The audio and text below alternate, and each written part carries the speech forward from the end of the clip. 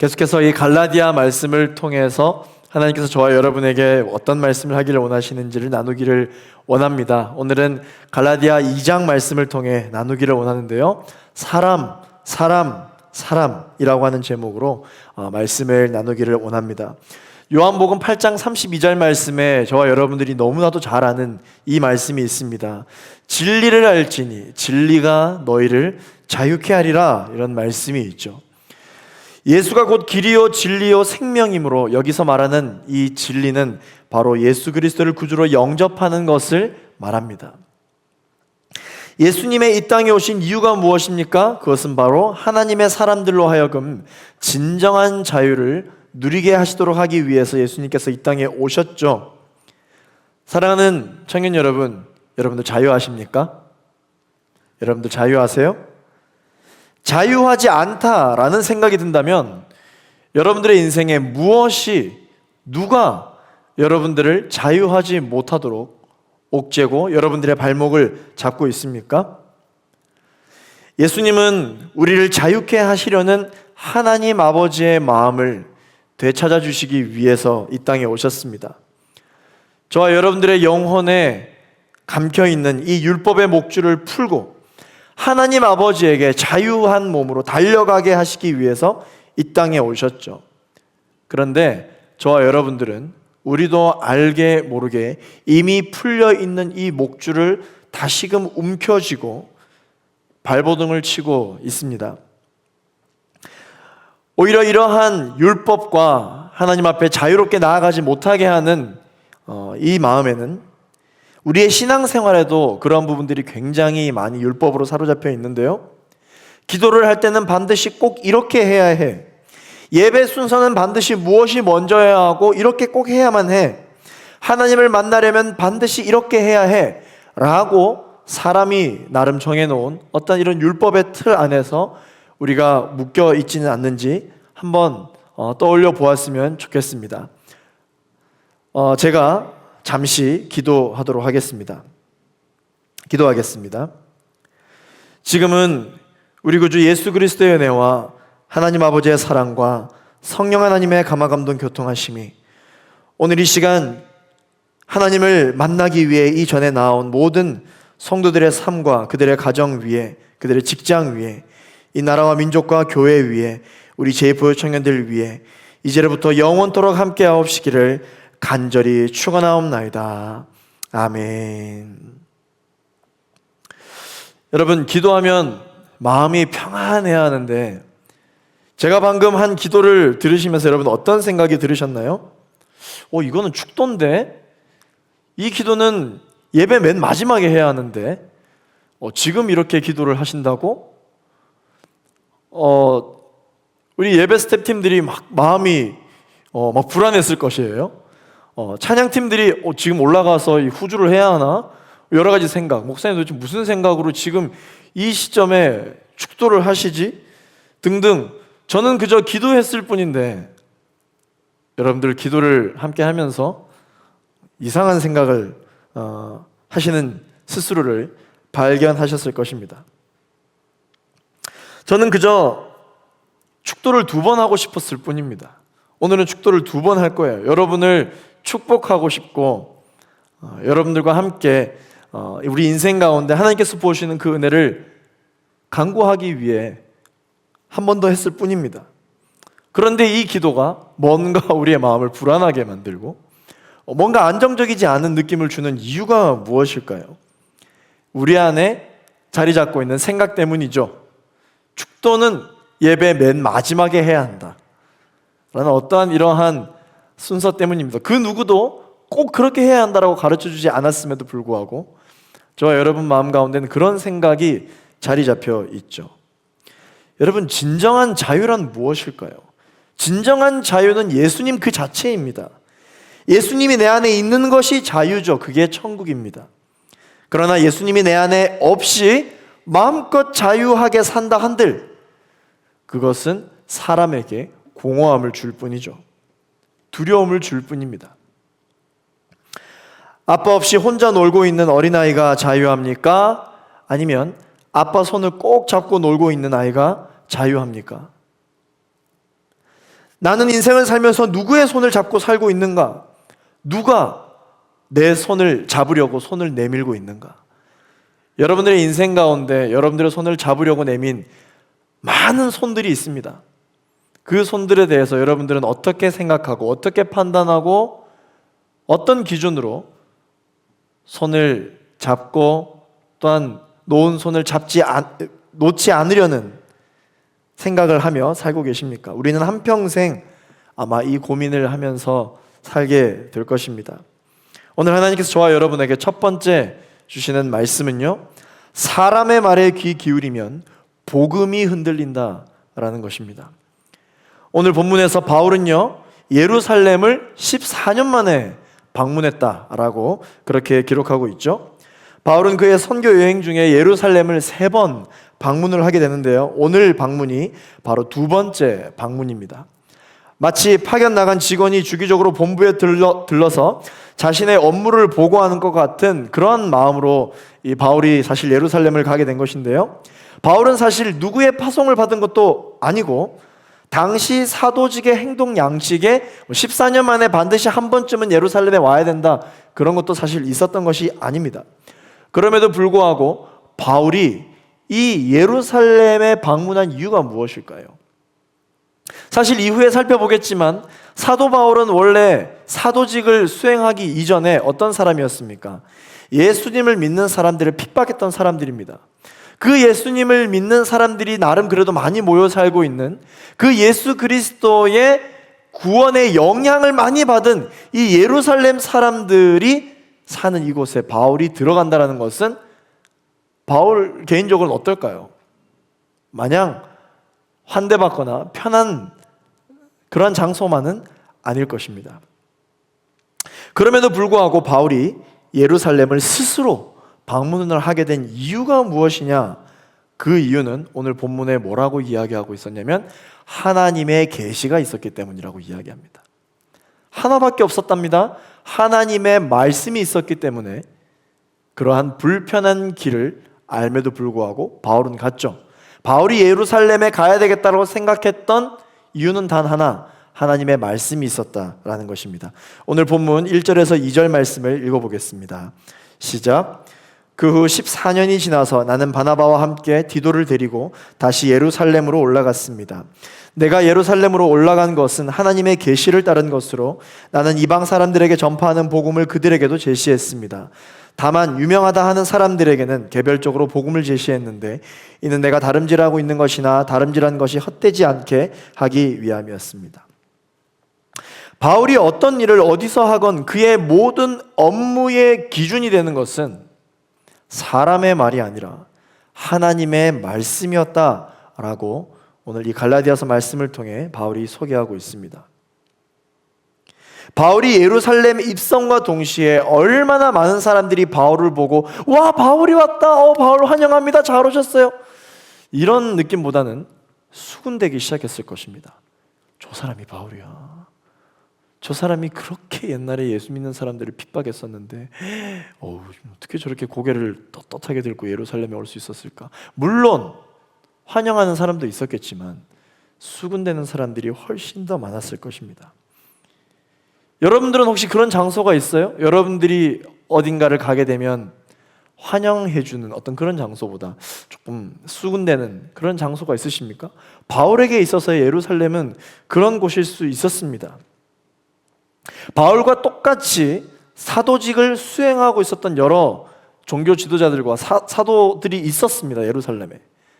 그러나 바울이 수행하고 있는 이 사도직과는 또 다른 모습이 있죠. 바울이 예루살렘에 가기 위해서는 큰 용기가 필요했었던 일입니다. 예루살렘을 가고 싶어도 사람들 때문에 갈 수가 없었을 것입니다. 그러나 바울은 예수 그리스도의 복음을 받아들이고 경험함으로 말미암아 그런 것들이 전혀 자신의 앞길에 있어서 방해가 되지 않았다는 것을 우리가 확인할 수 있었습니다. 완전히 변화된 인물인 것이죠. 자신이 과거에 이런 죄를 지었다는 것을 인정합니다. 그러나 완전히 회복되었기 때문에, 상처가 완전히 아물었기 때문에 과거로부터도 자유할 수 있었던 것이죠. 예루살렘으로 가라는 하나님의 말씀에 사람의 수군거림 정도는 바울에게는 아무런 영향도 주지 못했던 것입니다. 그런데 만약에 바울이 이 사람들의 수군거림을 신경 썼다면 이미 자유함을 받은 사람임에도 불구하고 그가 경험한 복음이 흔들리게 되면서 아마 예루살렘으로 가라고 했던 하나님의 말씀이 있었음에도 불구하고 가지 않으려 했겠죠. 완전히 변한 바울의 인생의 목적은 더 이상 사람에게 인정을 받는 것이 아니었습니다. 그러나 하나님의 뜻을 이루기 위해서 자신이 전하는 복음이 또한 복음의 수신자들로 하여금 의심을 주는 것이 아니라 신뢰를 주기 위해서 예루살렘을 방문하여 형제들의 인정이 필요했던 것이죠. 바울은 이를 위해서 기꺼이 그 수고를 감수하려고 결정한 것입니다. 이 결정에 의해서 바울은 전혀 비굴하지 않았습니다. 바울은 복음 앞에서 흔들림 없이 담대한 모습으로 예루살렘에 입성한 것을 우리가 볼 수 있습니다. 오늘 본문 3절 말씀을 읽어보겠습니다. 시작. 나와 함께 있는 디도는 그리스 사람이었지만 억지로 할례를 받도록 강요하지 않았습니다. 바울이 담대하고 있다라는 표현을 또 여기서 볼 수 있습니다. 자, 보세요. 지금 바울과 함께 예루살렘에 들어가고 있는 이 디도라고 하는 인물이 어떤 사람이다라고 이야기하고 있습니까? 그리스 사람이었지만이라고 이야기하고 있습니다. 이 말은 무슨 말이냐면 이방인이었다라는 것입니다. 예루살렘 사람들 입장에서 봤을 때 바울과 지금 함께 하고 있는 이 사람은 이방인이었다라는 것이죠. 이방인이었다면 당연히 할례를 받지 않았을 사람이라는 것이죠. 그러나 유대인들은 할례를 받지 않은 사람들과는 상종하지 않았는데 지금 구원을 받았다라는, 하나님을 믿고 예수님을 믿고 구원받았다라는 이 바울과 함께 있는 이 디도도 분명 구원받은 사람이라고 하고 있는데 할례를 받지 않았다. 예수를 믿겠다면 할례를 받도록 분명 강요가 있었을 것입니다. 그러나 바울이 뭐라고요? 억지로 할례를 받도록 강요하지 않았다라고 기록하고 있습니다. 이유가 있겠죠. 왜 그랬을까요? 할례를 받지 못했다면 아마 이 디도가 예루살렘에도 들어갈 수 없었을 것입니다. 그런데 지금 바울과 같이 들어가고 있어요. 그 자체가 이미 이슈죠. 그 자체가 이미 수군거릴 수 있는 그러한 배경을 갖고 있습니다. 디도는 이방인입니다. 유대인인 바울에게 복음을 듣고 구원받은 이방인 리더십이었습니다. 그들은 복음 안에서 자유했습니다. 그러나 이것을 인정하지 않고 분열하게 하고 해방을 놓으려는 바울 무리의 약점을 잡고 흔들려는 거짓 사람들이 있었기 때문이네. 바울은 오히려 그들에게 복음 안에서 자유함을 보여주기 위해 디도에게 굳이 유대인들이 받는 할례를 받지 않도록 했던 것이죠. 오늘 본문 4절 말씀을 같이 한번 읽어보겠습니다. 시작. 그 이유는 몰래 들어온 거짓 형제들 때문입니다. 그들은 우리를 종으로 삼고자 그리스도 예수 안에서 우리가 가지고 있는 자유를 엿보려고 몰래 들어온 사람입니다. 그러한 사람들 때문에 바울은 흔들리지 않았다는 것이죠. 바울은 타협하지 않고 분명하게 행했습니다. 할례는 문화와 수단일 뿐 할례 자체가 복음이 아니었기 때문이죠. 그러나 여러분 오해하시면 안 됩니다. 바울이 할례 자체를 부정한 것은 아닙니다. 바울은 유대인이었던 디모데에게는 오히려 할례를 하라고 이야기를 한 적도 있습니다.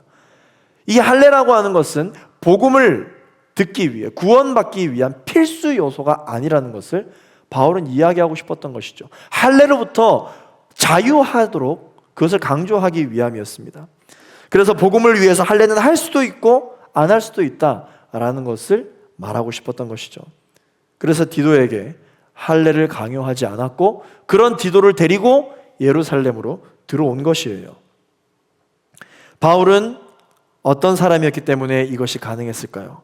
바울은 복음에 있어서 사람의 기준을 따르지 않고 하나님의 기준, 복음의 기준을 따르는 사람이었기 때문에 그는 비굴하지도 않고 고개를 숙이지도 않고 두려워하지도 않고 담대할 수 있었습니다. 오늘 본문 5절 말씀을 읽어보겠습니다. 시작. 그러나 우리는 그들에게 잠시도 굴복하지 않았습니다. 이는 복음의 진리가 여러분에게 머물러 있도록 하기 위함입니다. 아멘. 이와 같이 사람들의 옳고 그름이 바울이 무언가를 판단하는 것에 있어서 기준이 되었던 것이 아니라 말씀의 기준이 바울이 무언가를 결정하게 만드는 기준이 되었다는 것이죠. 이와 같이 바울처럼 사람들의 옳고 기준을 따르는 것이 아니라 말씀의 기준을 따르는 사람에게는 하나님 아버지의 강력한 인도함을 받게 됩니다. 사랑하는 제프 청년 여러분, 저와 여러분들이 세상의 기준이 아니라 하나님의 말씀의 기준을 따르기로 결단하면서 우리의 인생 가운데 하나님의 강력한 인도하심을 경험하며 살아가게 되는 여러분이 되기를 예수 그리스도 이름으로 축원합니다. 두 번째, 하나님께서 저와 여러분에게 주시는 말씀은요, 사람을 의지하면 부르심이 흔들린다는 것입니다. 바울은 유명한 사람들의 말을 따르지 않습니다. 하나님의 말씀을 따랐습니다. 바울은 유명한 사람들의 도움을 의지하지 않았습니다. 하나님의 도움을 구했습니다. 바울은 유명한 사람들의 인정을 그의 인생에 있어서 최우선시하지 않았습니다. 하나님의 인정을 그의 인생 가운데 최우선으로 여겼습니다. 오늘 본문 6절 말씀을 함께 읽어보겠습니다. 시작. 그 유명하다는 사람들 가운데 어느 누구도 그러한 사람들이 누구든 간에 내게는 상관이 없습니다. 하나님은 사람을 외모로 취하지 않으십니다. 그 유명하다는 사람들은 내게 아무것도 보태준 것이 없습니다. 유명하다고 해서 그 사람이 하는 모든 말이 다 옳지 않습니다. 그리고 유명하다고 해서 또한 그 사람의 인생이 유명이라고 하는 욕망에 휩싸여 있는 사람도 아닙니다. 오히려 바울이 말하는 유명한 사람들 중에서도 진정 바울이 하고 있는 이 사도직에 대하여 인정해 준 사람도 있었기 때문이죠. 할례나 율법에 얽매이지 않고 정말 하나님에게만 붙들려 있는 유명한 사람도 있었다는 것입니다. 많은 사람들은 이러한 현상을 놓고 유명한 사람들 중에서 진짜와 가짜를 파헤치려 하죠. 유명하다 하면 저 사람은 진짜일 것이다 라고 하는 그 생각 속에 진짜 중에 진짜와 가짜를 또한 파헤치려고 찾아내려고 합니다. 요즘도 마찬가지죠.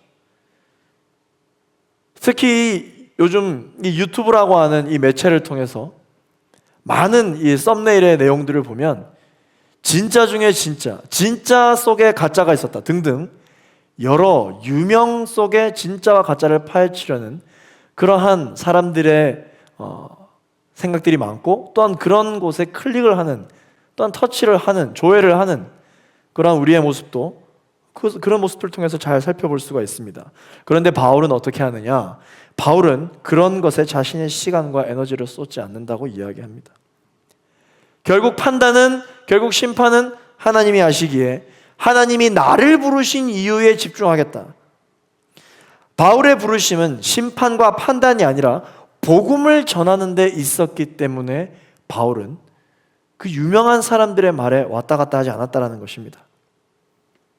바울은 다른 사람들의 부르심에 의심하지 않고 자기 자신의 부르심에만 집중했던 것입니다. 그러나 유명한 사람들을 의지하게 되면 사람은 자신의 부르심에 이 색깔이 불분명해지게 되어 있습니다. 나는 분명 복음 전도자로 부름받았는데 아직 때가 아닌 건가? 저 사람들처럼 말씀을 더 연구해야 하나? 나중에 이 사도직을 해야 하나?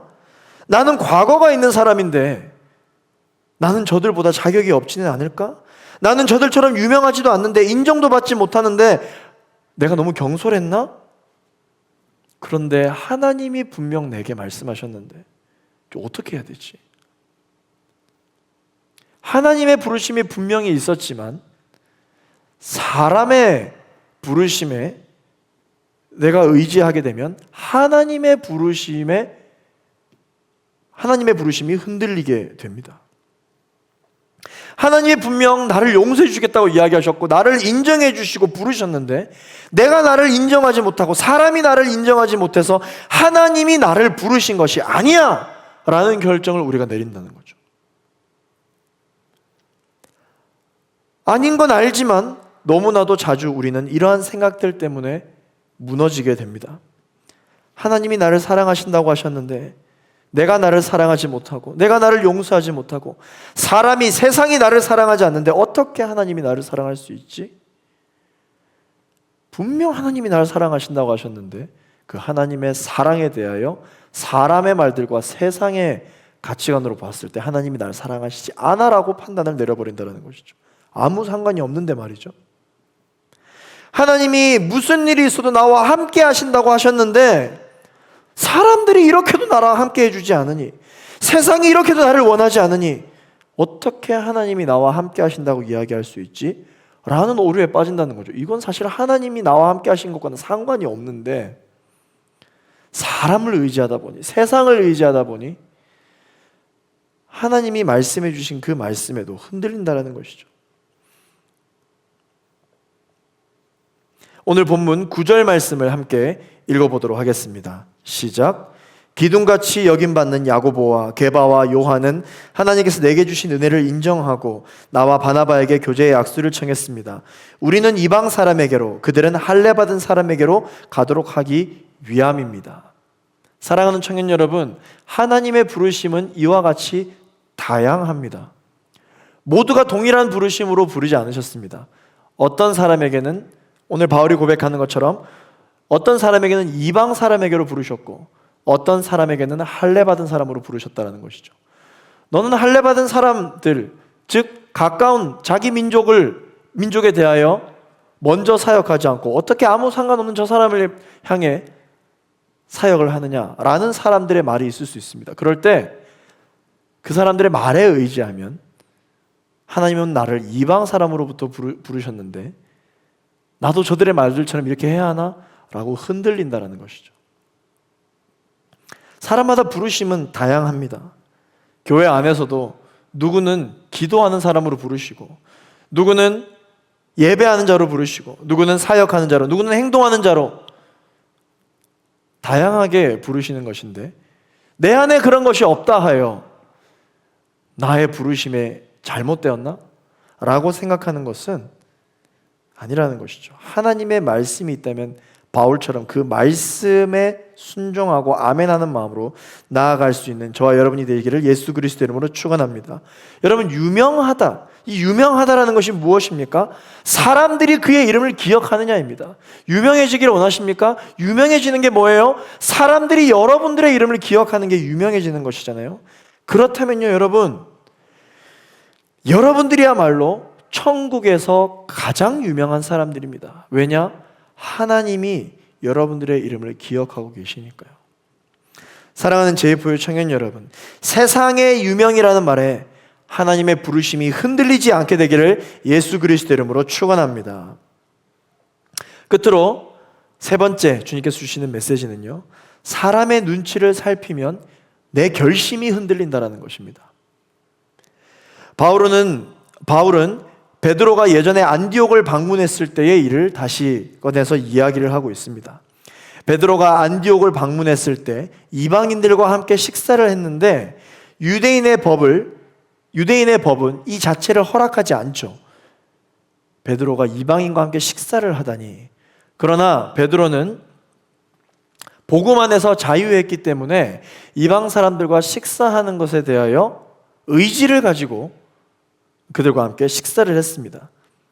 복음 안에서 분명 자유했으니 이들 또한 하나님의 사랑을 받아야 될 사람이다 라고 스스로 결단을 내리고 결심을 내렸다는 것이죠.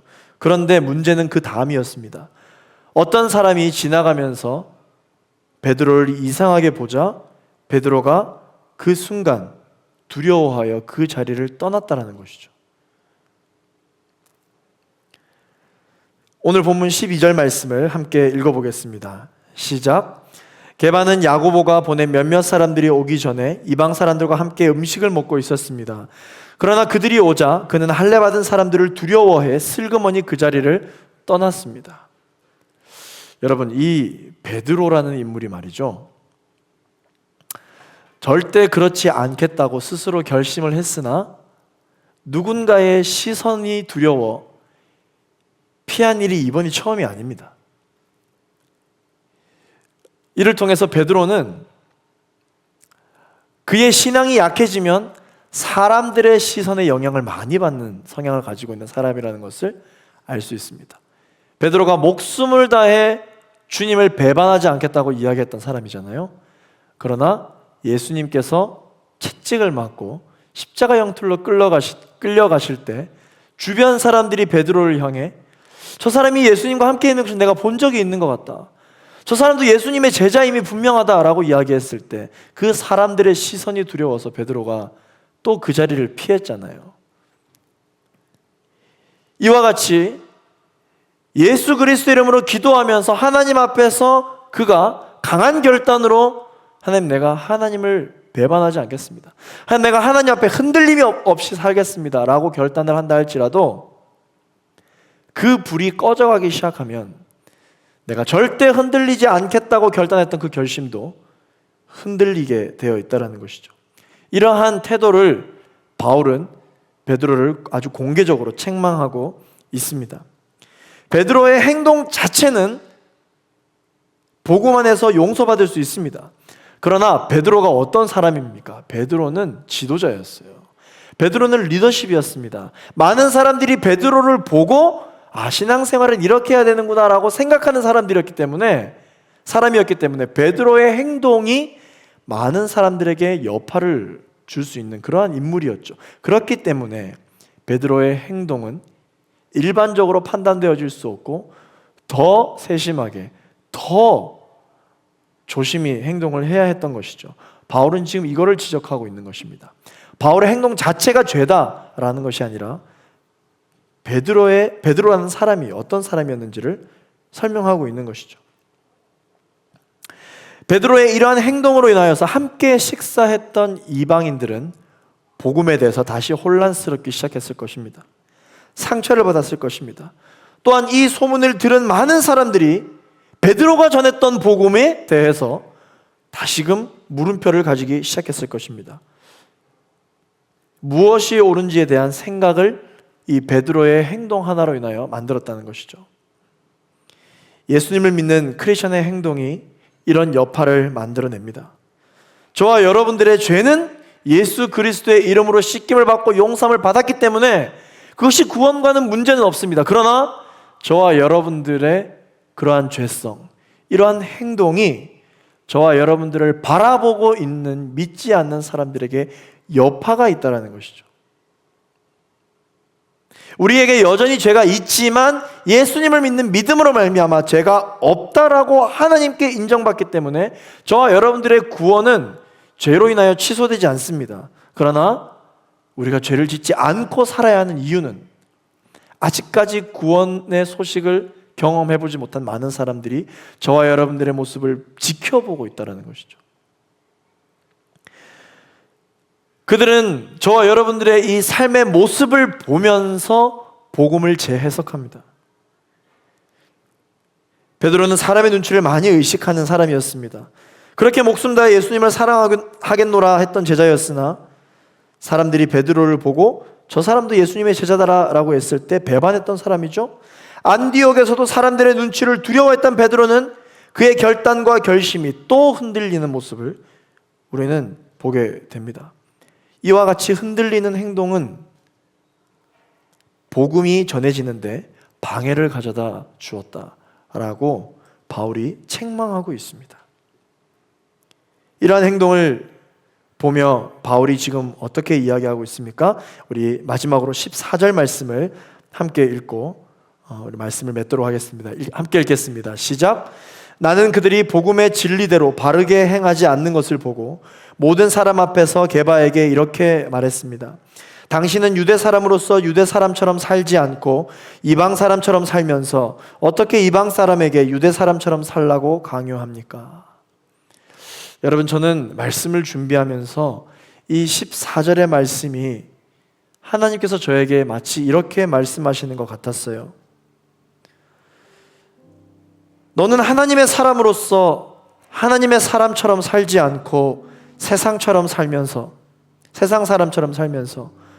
어떻게 세상 사람들에게 하나님의 사람처럼 살라고 강요하냐? 우리의 신앙생활을 가장 방해하는 걸림돌이 무엇입니까? 사람이지 않습니까? 사랑하는 JF의 청년 여러분, 여러분들의 신앙생활에서 사람이 가장 영향력이 많았던 여러분들의 신앙생활 가운데 이제는 하나님이 여러분들의 인생 가운데 가장 큰 영향력을 주는 존재가 되기를 예수 그리스도 이름으로 축원합니다. 우리가 이 세상을 살아갈 때 죄를 짓지 않고 이 세상을 살아갈 때 예수님 닮은 모습으로 살기로 계속해서 몸부림을 치며 살아가야 하는 이유가 무엇이냐면, 많은 사람들이 저와 여러분들을 지켜보고 있습니다. 하나님이 진짜 계신지, 하나님이 진짜 살아계신지 우리의 모습을 보며 그의 인생 가운데 재해석을 하고 있습니다. 그러니 사랑하는 청년 여러분, 여러분들의 인생 가운데 도전하시기를 바랍니다. 사람의 말에 귀 기울이는 것을 멈추십시오. 내 복음이, 내 삶의 기준이 흔들릴 수 있어요. 사람을 의지하는 것을 멈추시기를 바랍니다. 여러분들의 사명과 부르심이 흔들릴 수 있습니다. 사람의 눈치를 살피는 것을 멈추시기를 바랍니다.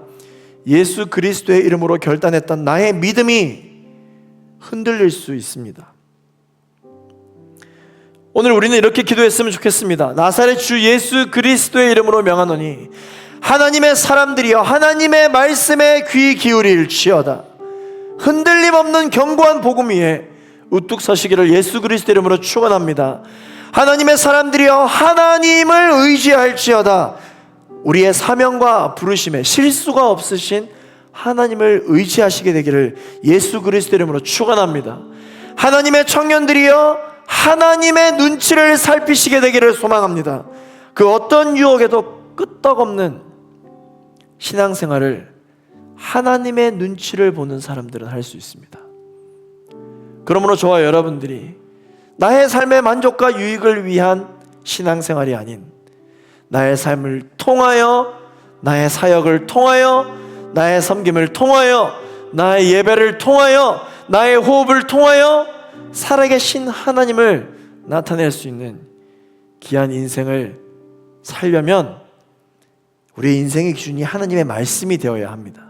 사람의 시선이 아니라 하나님의 시선이 우리의 인생의 기준이 되어야 하는 줄로 믿습니다. 우리 이 시간 말씀을 기억하며 함께 기도하기를 원합니다. 이 시간 기도하실 때 하나님 아버지, 나의 인생 가운데 나라는 사람은 사람의 말에 너무 흔들리는 사람입니다. 이 사람이 이 말하고 저 사람이 저 말하면 내가 그토록 흔들리지 않겠다라고 이야기했던 복음마저도 흔들리는 그러한 연약한 인생을 살아가고 있습니다. 하나님 아버지, 내가 하나님을 의지하겠다 하지만 사람을 의지하다 보니 하나님이 나를 향해 말씀하신 이 부르심에도 흔들립니다.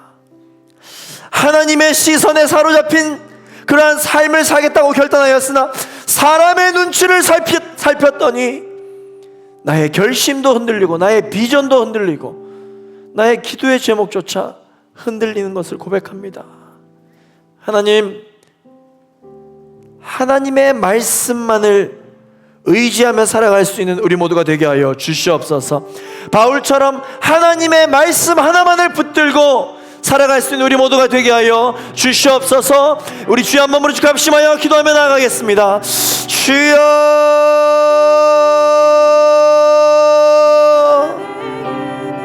거룩하신 아버지 하나님, 이 시간 간절히 기도하며 나아갑니다. 아버지 하나님, 우리 주님만을 붙들고 나아가기를 원합니다. 주님만을 붙들며 나아가기를 원합니다. 아버지 하나님, 내가 눈에 보이는 것들, 나의 귀에 들리는 것들, 나의 손에 잡히는 것들을 아버지 하나님 의지하며 살아가지 않게 하여 주시고 하나님의 말씀만을 붙들며 살아갈 수 있도록 성령님 역사하여 주시기를 간절히 바라기를 원합니다. 오 주님, 하나님, 아버지 하나님, 주님 나에게 눈을 주신 이유는 하나님께서 이 삶 가운데 역사하시는 그 역사하심을 보라고 주신 것이라 믿사오니 하나님의 시선에 나의 시선이 고정되게 하여 주시기를 간절히 바라기를 원합니다. 하나님 아버지 하나님, 세상의 말에 귀를 기울이지 아니하고 하나님의 말씀에 귀 기울인 인생을 살아가게 하여 주시기를 간절히 바라기를 원합니다. 아버지 하나님, 하나님께서 나에게 하신 말씀을 선포하며 살아갈 수 있는 입술을 주님 나에게 허락하여 주시기를 간절히 바라기를 원합니다. 주님 흔들리지 않게 하여 주시옵소서. 아버지 하나님, 나의 결심이 흔들리지 않게 하여 주시옵소서. 하나님께서 나에게 부어주신 그 부르심이 흔들리지 않게 하여 주시기를 간절히 바라기를 소망합니다. 하나님, 나를 사랑하신다 하셨는데 세상의 여러가지 유혹과 시험으로 말미암아 하나님의 사랑조차도 의심되며 두려워하는 나의 연약한 영혼을 불쌍히 여겨주시기를 간절히 바라기를 소망합니다. 주님, 하나님의 말씀에 귀 기울여 우리 모두가 되게 하여 주시기를 간절히 바라기를 소망하오니 주님, 기름 부어 주시옵소서. 주님, 주님을 경배하며 주님을 예배하며 나아갑니다. 나의 삶의 주인 되신 주님을 의지하며 나아가오니 세상의 말들과 사람의 말에 흔들리지 않게 하여 주시기를 간절히 바라기를 원합니다. 주님, 기름 부어 주시옵소서. 주님, 나의 마음을 붙들어 주시옵소서.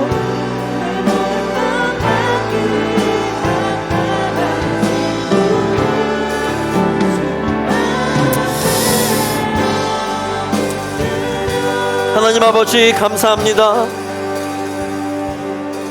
오늘 우리를 너무나도 의심 많고 너무나도 두려운 우리를 다시 한 번 더 이렇게 세우시기 위하여 이 예배의 자리로 우리를 불러주신 하나님을 찬양합니다. 하나님, 우리는 너무나도 의심이 많습니다. 우리는 너무 연약합니다. 그래서 오늘 하나님께서 내게 주신 말씀이 있음에도 불구하고 또한 인생을 살다 보면 사람의 말에 나의 인생이 좌지우지되고 사람의 눈치에 하나님께 결단했던 나의 결심마저 흔들리는 그런 연약한 인생임을 주님, 제가 인정합니다. 주님, 제가 고백합니다.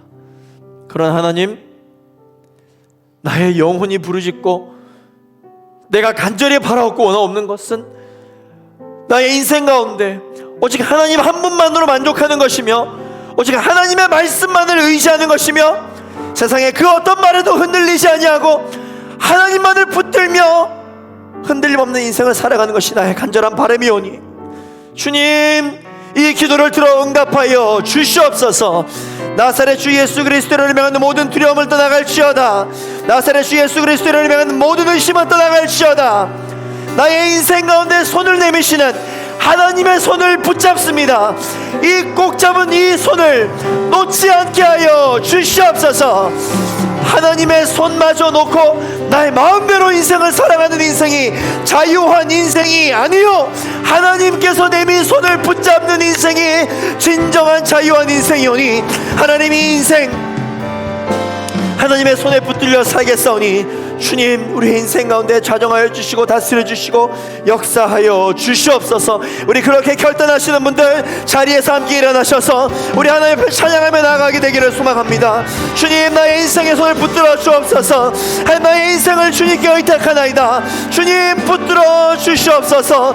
하나님, 나의 인생을 주 앞에 내어 맡겨드려니 주님, 역사하여 주시옵소서. 주님,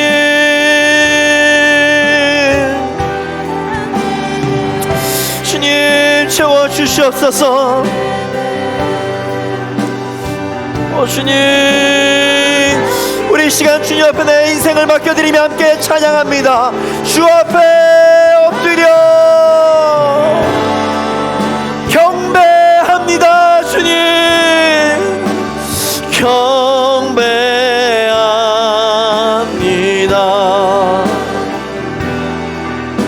온전한 예배, 내 맘의 예배, 내 모든 것 받기 합당하신 분, 주 앞에 엎드려. 주님, 나의 예배를 받으실 분은 오직 예수 그리스도 그 이름뿐입니다. 내가 다른 우상 앞에 엎드리지 않겠습니다. 주 예수 그리스도 앞에 엎드리겠사오니 하나님, 나의 예배를 받아 주시옵소서. 말씀 앞에 순종하는 삶의 예배,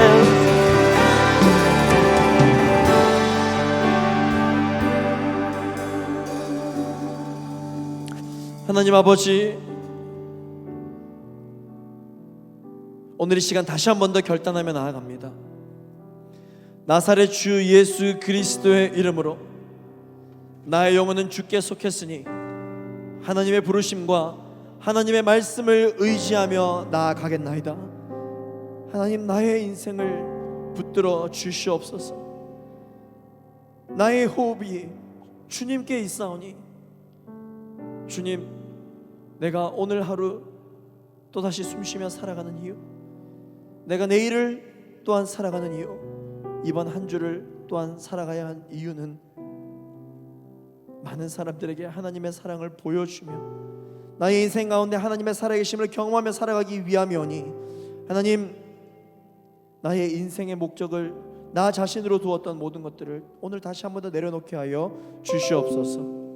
예수 그리스도의 그 십자가가 내 마음 안에 있사오니 그 십자가를 붙들고 감사하며 살아갈 수 있는 우리 모두가 되게 하여 주시옵소서. 그렇게 하나님께만 붙들림 되어 살아가기로 결단하는 모든 청년들의 삶 위에 하나님의 역사하심과 하나님의 강권하심이 있음을 믿습니다. 하나님, 우리 청년들의 삶 가운데 역사하여 주시옵소서. 하나님, 우리 청년들의 직장 가운데 역사하여 주시옵소서. 하나님, 우리 청년들의 가정 가운데 임하여 주시옵소서. 그렇게 역사하실 주님을 찬양하며 감사드리고 예수 그리스도 이름으로 기도하였습니다. 아멘. 그렇게 새롭게 역사하실 주님께 우리 감사의 영광의 박수를 드리며 나아가시겠습니다. 할렐루야. 주님을 찬양합니다. 주님 역사하여 주시옵소서. 아멘.